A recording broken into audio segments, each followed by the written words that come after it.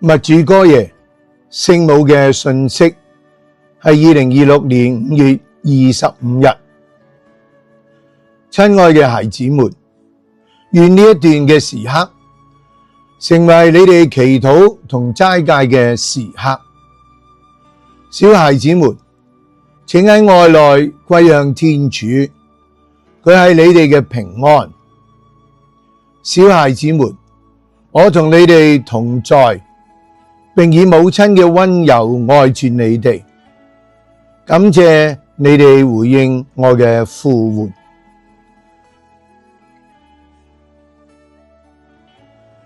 當之前我睇到呢個信息，好似非常之短。喺呢一段時間裏頭，我等咗好耐，因為上個喉嚨好少少。亦第一段時間發覺，原來我哋祈禱同齋戒係講緊啲乜嘢呢？好熟嘅名稱。如果我哋真係一個祈禱嘅人，我哋應該時時係醒覺到天主同我同在。而齋戒呢，就係我哋要放低我哋好執着嘅嘢。平時人可能肚腹係人最執着，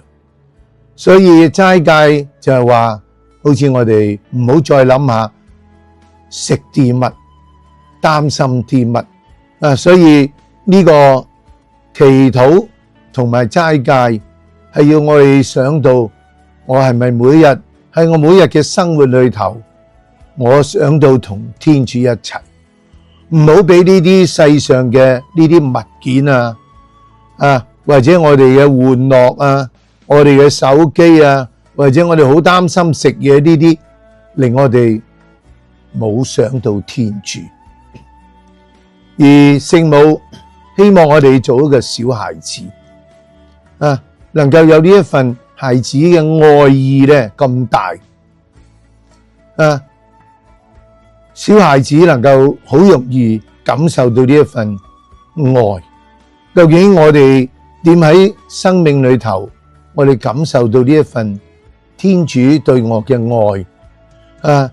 我咁欣賞呢份愛，我時時喺呢份愛之中。如果我時時喺天主嘅愛裏頭，天主愛咁大，係取替咗一切，讓我哋唔好擔心，讓我哋唔好俾呢啲困惑去令到我心亂，所以我先有個平安嘅心。聖母要我哋好似個小朋友咁樣，想到係佢同我哋同在，佢係我哋嘅阿媽，佢溫柔咁樣愛住我哋。聖母渴望我哋咧會回應佢，所以讓我哋想一下我哋點樣喺聖母媽媽嘅呢一份時時同我哋一齊，都好似佢能夠時時全心全意咧係睇住天主。所以願我哋都醒覺聖母喺我哋嘅心中，要我哋好似佢會帶我哋去到主嗰度，亦佢會帶我哋睇到天主對我哋嘅愛，讓我哋能夠時時係呢個醒覺天主，同埋唔好俾呢啲世上繁雜嘅事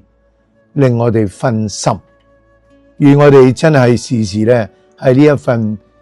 睇到天主嘅愛，係跟從天主嘅愛，好保有呢一份天主要俾我哋嘅平安。